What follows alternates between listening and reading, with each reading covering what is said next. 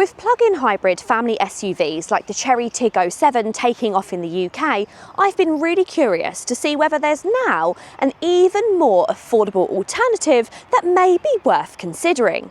Today, I'm back doing what I love doing the most, a proper traditional car review where I actually get to drive the car and tell you what I think it's like in the real world. This is the rather interestingly named Starray EM-i. The EM-i part stands for Emotive Intelligence, referring to Geely's super hybrid technology. A bit more on that later on. And the Starray is its export name. I'm not even kidding, I actually quite like the name. I'm not sure you can trust, however, the opinion of someone who also loved the name Funky Cat. In China, this car is also sold as the Galaxy Starship 7, so at least we can all agree it's better than that. And not long ago, I was introduced to the Geely brand for the first time through the fully electric EX5. That car was very much about committing to electric driving, but this time Geely is clearly targeting a different type of buyer. This is a plug-in hybrid, aimed at people who like the idea of driving on electric power most of the time, but they still want the reassurance and flexibility of a petrol engine in the background. The Starray has crash-landed into an extremely competitive part of the market. Family-sized SUVs are hugely popular here, and plug-in hybrids are becoming increasingly appealing to buyers who can't charge at home or perhaps want lower company car tax, or simply they're just not quite ready to go fully electric just yet. So the big question that I want to answer in today's review is whether the Geely Starray EM-i can really offer the same appeal as cars like the Tiggo 7, whether it genuinely feels good value for money, and crucially, whether it's actually any good to drive. Now, before we get into it properly, if you do enjoy honest, non-biased UK car reviews, especially when it comes to EVs, hybrid, and just everyday family cars, then make sure you go ahead and hit the subscribe button. It genuinely helps support the work that I'm here to do. And there's plenty more content like this coming up very soon. Value for money is where this car immediately becomes interesting. Prices in the UK start from $29,990 on the road, which places it firmly below or right at the bottom end of the plug-in hybrid SUV segment. That price alone already puts pressure on rivals like the MG HS plug-in hybrid, the Chery Tiggo 7 and the J 7, especially when you consider what is included as standard. Now, this is not a plug-in hybrid with a tiny battery designed purely to lower emission figures. Depending on the version that you choose, the Starray EM-i offers up to 51 miles of electric-only range on the smaller battery or up to 84 miles on the larger battery. That larger figure is among the longest electric ranges that you'll find for any plug-in hybrid currently on sale within the UK. When you combine that with the strong standard equipment levels, a long warranty and also aggressive pricing, it's very clear that Geely's strategy here is to offer as much car as possible for the money. On paper at least, it makes a very strong case for itself before you've even turned a wheel. Now, before we carry on with the review, I also want to quickly mention that my friends over at John Gross Ipswich have opened a brand new Geely showroom right in the heart of Ipswich. So if you're watching this and you're thinking that the Starray could be of your interest, or if you simply want to see what Geely is all about as a brand, then you can head down, take a proper look around this car and other models like the EX5 and take one out for a test drive. I'll leave all of their contact details in the description box down below so you can get in touch directly. As always, there's absolutely no pressure, but it is great to see more choice arriving in the UK market and more places where you can experience these cars for yourself. Every version of the Starray uses the same basic plug-in hybrid setup. So there's a 1.5 litre petrol engine, and that's paired with an electric motor and either an 18.4 kilowatt hour or a 29.8 kilowatt hour battery, depending on trim. Now, total system output is 193 kilowatts, which translates to a 0 to 62 time of around 8 seconds, which means that it's more than quick enough for everyday driving, whether you're joining a motorway or if you're overtaking in slower traffic. What really defines the driving experience though is how keen this car is to operate in electric mode. So around town at lower speeds it behaves very much like an EV. It pulls away smoothly, it remains quiet, and generally it avoids using the petrol engine unless you really demand more performance or if the battery charge drops too low. Now, if you've already watched my first Geely review that I did of the EX5, you'll know that I said that car was, it was just a bit forgettable. And unfortunately, this falls into the same trap. When I came here today, I was really hoping that maybe they'd mixed it up with the Starray. I mean, face it, when you've got the name like Starray, you want something exciting. This is just, well, it's a little bit dull. But it's not offensive. This is a car that if you just need a generic SUV package, I think it does it quite nicely. You have got this light bar around the front. It's very simple in its design. And actually, Geely say that this is moulded on Chinese pottery.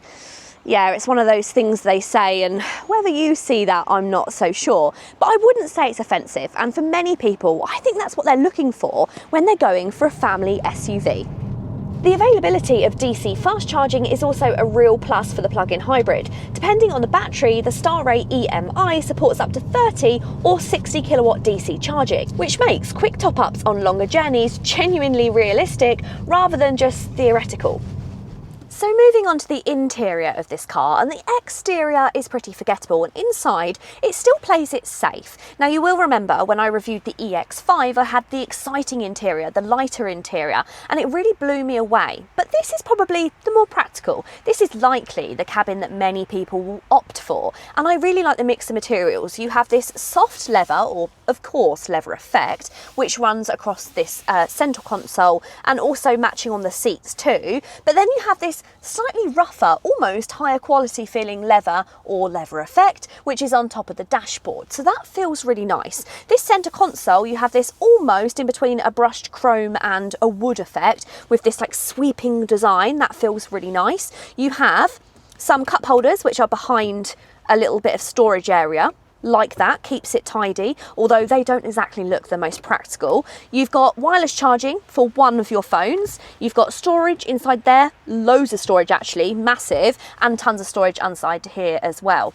You have got a USB and a USB-C charging port. Really like that you get the option of both. Means that you can run out the house, grab any cable, and you know it's going to work inside of your car to charge your phone, although it doesn't always work with the Apple CarPlay. Sometimes you have to use a USB-C or vice versa a USB, but you can always connect wirelessly as well. So it's great that you have all of those options. Steering wheel feels nice. You've got this 2-spoke wheel. You have this very, very simple design and some proper physical buttons. I do think these buttons feel a little bit cheap, but they're easy to use. And I know that many people would take a slightly cheaper looking design and easy to use buttons than those fancy buttons that kind of disappear as you turn off the car, and it's just really difficult to use.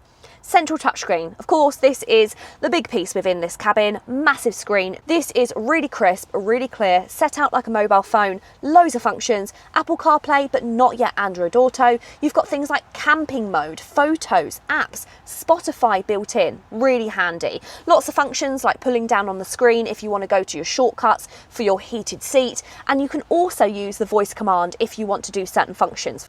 Overall, I do think it's a very inoffensive cabin, but let me know what you think down below.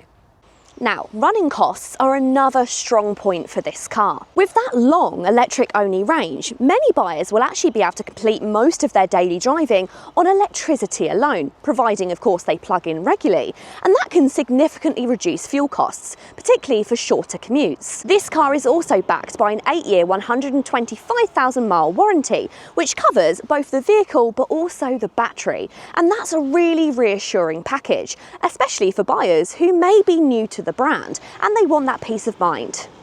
Now, practicality is clearly a big focus when it comes to this car, and overall it delivers pretty well in this area. The boot offers 428 litres of space, which is very much in line with other plug-in hybrid SUVs in this segment. The opening is wide, practical and reasonably low, so loading in items like suitcases will be no problem. On top of that, there's also an additional storage area underneath the boot floor, which is ideal for popping your charging cables or smaller items that you want to keep out of sight.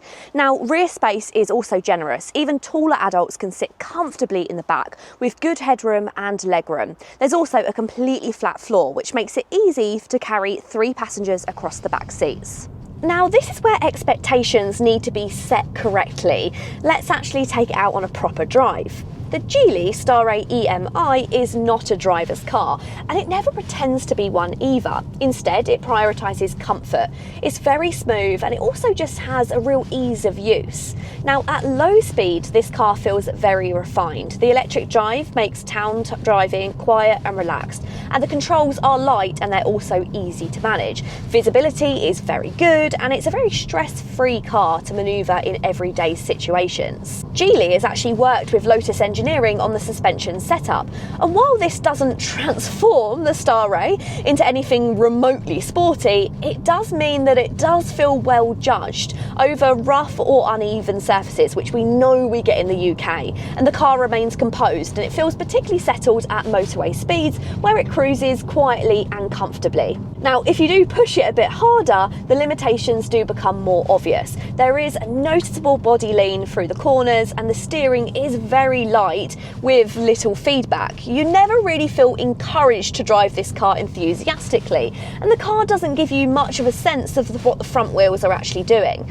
Now, if you floor the accelerator, the petrol engine can become more audible and a little drony, but in normal driving, it stays mostly in the background and it does the job efficiently. For the intended audience though, this approach makes total sense. Most buyers in this segment want a car which is calm, predictable and easy to live with. They're not really looking for something which is exciting to throw down a winding B road. So, should you buy the Geely Starray EM-i? Well, if you're looking for an exciting SUV or something that feels engaging to drive, yeah, this is probably not the car for you. The steering lacks feel and the overall driving experience, well, it's a bit more focused on comfort rather than it is enjoyment. However, if you want a well-equipped, spacious family SUV with actually a really usable range, strong warranty coverage and a price that undercuts many of its rivals, then the Starray makes a very compelling case for itself. Of course, it may not be the most interesting in the traditional sense, but it is sensible, comfortable, and it does offer good value for money. And for a lot of UK buyers right now, I think that's exactly what they're looking for.